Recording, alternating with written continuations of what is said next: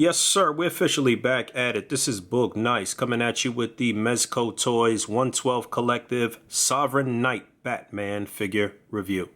Let's do it. This ain't for no scalper. You a scalper? Then fuck out shit.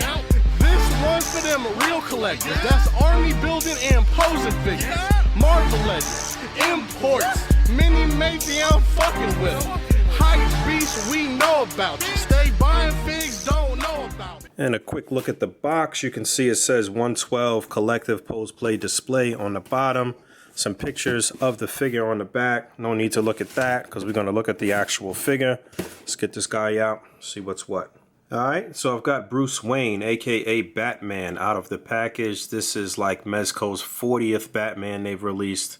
Only my second that I actually own. I have their very first 112 Collective figure, which is the Dark Knight Rises Batman, and now I own this guy. I have reviewed quite a few of their Batman figures, but those weren't mine to own. I definitely wanted to pick this guy up because I thought this was Mezco's venture into a comic style Batman, and I have the Joker figure, which is arguably one of their best figures, especially in terms of tailoring. I just mentioned that on my Instagram the other day. And I have Catwoman, who wasn't really a good figure, but kind of necessary if you want to have a little Batman thing going and get some displays going in the Batman universe. So right off the bat, this guy does not look how he was advertised in the original promo images. So that is to a lot of collectors' dismay. To me, it actually looks okay. I was okay with the original promo images, but having this guy in hand and looking at this suit here, it looks okay to me. It is very New 52-esque. It looks like the New 52 Batman, so I'm okay with that. I'm not really a big fan of the cape, but I'm okay with this figure so far. We'll go through everything. I'll see how I feel at the end of the review. But yeah, let's get into his accessories. So straight out of the package, he comes with two fisted hands, and I'm okay with the whole look here, the forearms, the fists, the spikes on his forearm. These are not too pronounced or too exaggerated. Like maybe the Batman Beyond version, which is another Batman I do own. I forgot about Batman Beyond. So yeah, I've got Dark Knight Rises, Batman Beyond, and now the Sovereign Knight Batman. Although on the Batman Beyond, they are a bit more exaggerated, a bit more pronounced, but they still look very good. That is a very good looking figure too. But yeah, this all looks good. Two fists. And there's a quick look at those wrist pegs. And then he's got a couple of hands that are like open and cupped. They are not identical though. So it looks like this right hand will be for maybe holding his Batarangs. And this one, I guess you can utilize to hold whatever you want. So he's packed in with like 8 or 9 different Batarangs. They're all the same. I'll break one out real quick. There's 10 actually. So yeah, like I said, these are all identical. And there's that. These are very small and thin, but it's a cool design. They are sharp to the touch. And like I said, you get 10 of these. Yeah, it is that. Obviously, he can hold them in either hand here.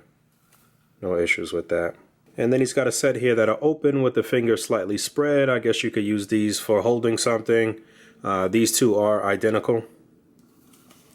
And then he's got another set that's open and sort of cupped. So there's the right hand. I guess you could kind of pull a number like this if you want. But you can also utilize these two hands to hold the Batarangs as well, or hold anything that would fit in his hand. Just like most Mezco figures, all the hands are like a soft pliable plastic, so you can definitely squeeze quite a few different items into the hand. So there's the right one, and then there is left one that is not identical, but again, it is open and sort of cupped.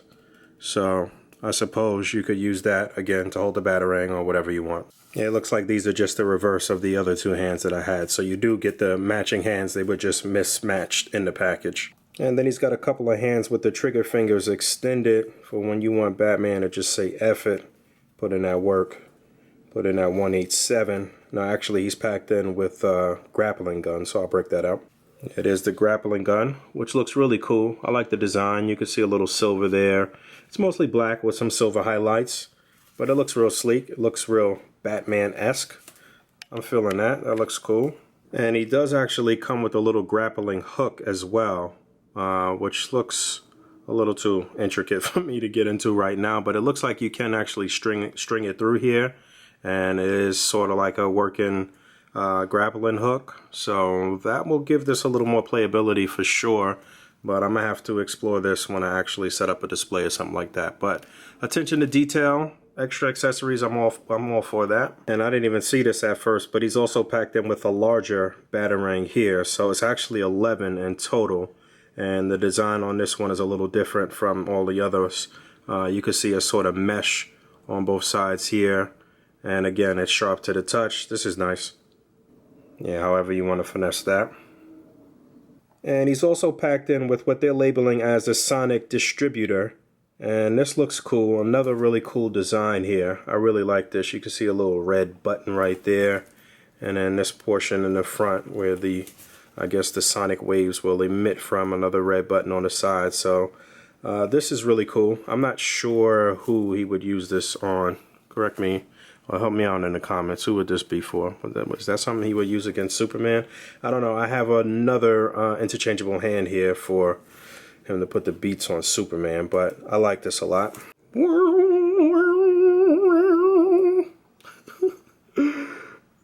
And his final interchangeable hand is a right fist that they're labeling as a Kryptonite Knuckle Duster. So obviously this is something for when Superman starts talking shit, Batman will put him down.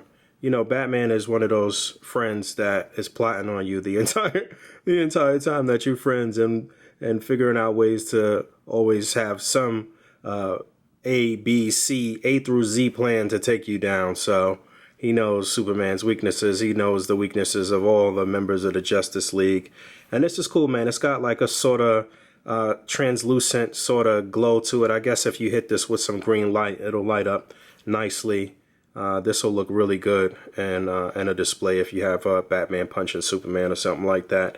And we know Batman's got mask wobbles. He ain't got no powers, but he could definitely fight, that's for sure. He's also packed in with this bat drone, which looks really cool. I don't see anywhere where you might be able to stick a stand. I think I might be able to finesse this with maybe an A.C.B.A. stand or something like that. But I can see this showing up in quite a few displays. This is something that would be really cool to work with in some displays. But you can see these two little fans here. I guess that's supposed to simulate the mechanism for it to actually work, for it to take flight. And it does have some articulation. The wings are articulated. They move up and down, and they rotate a bit here. So the wings are pretty much on a ball joint. You can see those two little red eyes. It looks like a bat. It looks like this is metallic, and there's a nice wash in there. They did a really good job here on these accessories as far as the paint work goes. So I'm a fan of this. This is cool. And just taking a closer look at this deco, I'll tell you what, man, going through the hands and interchanging all the parts and stuff like that, and just continuously looking at this this outfit, I do really like the buck. Even the way the articulation works, which I'll get into momentarily, but it is a very good looking figure. I'm still not a huge fan of the cape, but everything else here looks really good. I'm not a fan of this sort of raised bat symbol on the chest either. I kind of wish this was a little more flush with the chest, but again, like I said, this is very reminiscent of the new 52 look for Batman, so I'm with that. The belt here looks good. The gold here looks nice, and again, this looks a little weathered. I forgot this hook was here on the back, so looks like I could hook the grappling gun here. Let me try that real quick. There you go. So yeah, everything here as far as the stitching and the tailoring on him looks good. I don't see any ugly sort of stitch lines like that. This all looks very clean. It looks good. But like I said, the cloak here, you got to be careful, because if you have any type of oil on your hands, or your hands are sweating or something like that, you may get some little marks on the cloak here. It's easy to just wipe off, but you have to be careful. So on this side, it feels sort of like, I don't even know what material you would call this, but different material on either side, and it is obviously stitched or cut in the form of bat.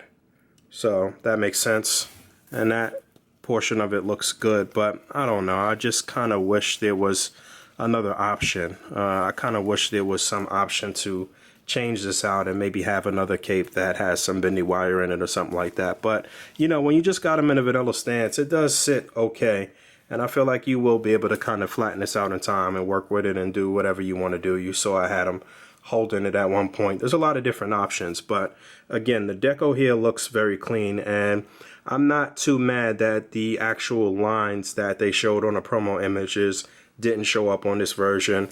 And I do think that this head sculpt is very nice as well. I'm really a fan of the shape, and everything here looks very good. His side profile is great. You know, this is going to look great when you get some dramatic lighting, or get him in some dramatic lighting. So not bad as far as the look. And there's a look at that neck peg, and he's got a couple of interchangeable heads. So here's one where there's a more sort of angry look on his face. You can see his teeth showing a bit, but it kind of looks like he has buck teeth, and I don't like that. I'm not a fan of the way that looks. I kind of wish it was a frown, or his teeth were gritted where you see his top and bottom teeth. But the fact that you only see the top teeth looks a little weird. I'm not a huge fan of this. I'm happy that you do get an angry sort of look. Obviously, that's going to help when you're doing your displays and doing panels or whatever. You definitely want some different expressions, but just the top teeth looks a little weird. You see what they did here? This is the battle damaged head. It looks like he was in a fight with Catwoman, something like that. There's some scratches here. One long scratch on the top and a few here across the eye, and then the mask is broken over that right eye, and his eye is red, and his face is scarred up, and that looks great. The paintwork on that looks great, and as you can see on this version, you can see his top and bottom teeth, even though the top teeth seem to be protruding a bit more, but this is better. I kind of wish they would have done the top and bottom on the other head sculpt, but this is cool. Again, the side profile, he's like Two-Face here. You could only see the damage on one side, but not bad. And then finally, an unmasked Bruce Wayne head, which I think came out excellent. I think they did a really nice job on this. And again, I do feel like they were going for a more comic book look here. And you can see the paintwork on the eyes. His eyes look really blue. The skin tone, although he is white, it does look like he has some color there. And it looks like, you know, it looks like flesh. It looks like there's blood vessels in his face, and they did a really good job on the paintwork. The hair looks good. I'm not mad at this unmasked head at all, and I'm gonna get a lot of playability out of this because I can use it hopefully on other bodies and get a Bruce Wayne going or something like that. So we'll see how that works as far as other figures and stuff coming out. But three decent head sculpts, especially this unmasked one. Four in total. But yeah, so articulation, you saw that head was on a ball joint. The head can move on the neck. The neck does not move though, so the head just moves on that ball peg, but it'll get a good pivot, turn left to right. You can do a full 360, no issues with the head. Now this mesh here on the costume does have some decent give, so you do get the figure to move around pretty nicely in here. As you can see, the shoulders can go up pretty far. You saw me put the arm up. Actually, no, maybe you didn't. I don't think I recorded that. I was messing around with the grappling gun, but his arms can go up pretty far before you start to really stress the material there at the shoulder. There is a upper bicep swivel, I think. No, I don't think there's a cut, actually. No, there is no cut there at the upper bicep, but it looks like there's a butterfly joint in there, and you do get just a little bit more than 90 degrees. I would assume that underneath here, this is fully articulated, and you probably do get double joint at the elbow here, but obviously the costume can be a little restrictive, and so can this gauntlet here on the forearm. But you do get a swivel and a hinge on the wrist. You get upper torso articulation. It can rotate a little bit up there. And then you get a little bit more articulation at the lower abdomen. Not the greatest. It's okay. But you can turn it left to right there. Looks like you get a little bit of turn at the waist too. This is a floating belt here, so this is a separate part. I saw some people already saying that they kind of wish he had trunks. But again, the new 52 version didn't have trunks. So I'm okay with this. At least they put the knee pads to kind of break this up a little bit. I guess that's why maybe they raised the bat symbol here on his chest, just to kind of break this up and give it a little more for the eye to catch, or some more eye-catching portions of the costume. But there is the leg can come up pretty far here. There is a upper thigh swivel, a double jointed knee. I was able to rotate this boot. I don't know if it was really intended for you to do that, because it's not really moving on this one. And I feel like if you start rotating the boot, you'll twist up the material there, so I wouldn't really recommend it. But you do get a slight hinge on the foot. Again, this is something that Mezco really needs to work on as far as articulation. There is a pivot there though, no toe joint or anything like that, but a swivel, a hinge, and a pivot, all slight movement though. But still, decent articulation here. You can definitely get them sort of crouching and low and in a fighting stance, and you could do quite a few different things, so I'm not mad at the articulation. Alright, get into some size comparisons. On the right, that is the first 112 collective figure, the Dark Knight Rises Batman, and you can see he's a little larger, a little buffer than the Sovereign Knight Batman. And then on the left, the Mezco Punisher. So you can see Punisher and Batman have a similar stature. So let's see how this might look. I wanted to do this immediately. Focus. So yeah, that could work definitely if you want to get Bruce Wayne in just the black shirt with the pants and the boots. Then you definitely have an option there. And then there he is next to the Deluxe Joker on the left and the Catwoman figure on the right, who is basically just leaning on him because I cannot stand this figure up for the life of me. You always gotta finagle with it to try to get her to stand up because the feet don't bend flat where you could just get her standing flat-footed. What a nice looking figure, but what a pain in the ass to mess with that figure. Alright, moving on. And then there's the Mezco Deathstroke on the left and Mezco Superman, which I wish they would do over and give us a much better looking classic Superman. It's about time they do that. Alright, so that went a little longer than I expected, but I guess it was necessary to break down everything that Batman was packed in with, and this figure has absolutely grown on me in the hour that I have been recording this review, and I do really like this guy a lot. Again, I'm still not 100% sold on the cape, but it's not a hindrance. It doesn't really get in the way. It does, you are able to get it to sit right. As you can see here, it looks fine in this little setup, and I'm definitely interested in exploring a lot of options in terms of A.C.B.A. and toy photography with this guy. I want to definitely get him in some shadows and do some different things. Yeah, this is one I would definitely recommend. Although it was not as advertised when it dropped, I don't think that the elimination of those lines on the suit is a really big deal. And again, I do like it without the lines because it looks very similar to the new 52 look. So I'm with it, man. And I think this is another home run for Mezco, no doubt about it. So get out there, try to get this guy. I believe it's still up for pre-order on Big Bad Toy Store. If so, there'll be a link for that in the description below. Please don't forget to rate, comment, and subscribe. Hit the bell down there. And until next time, peace.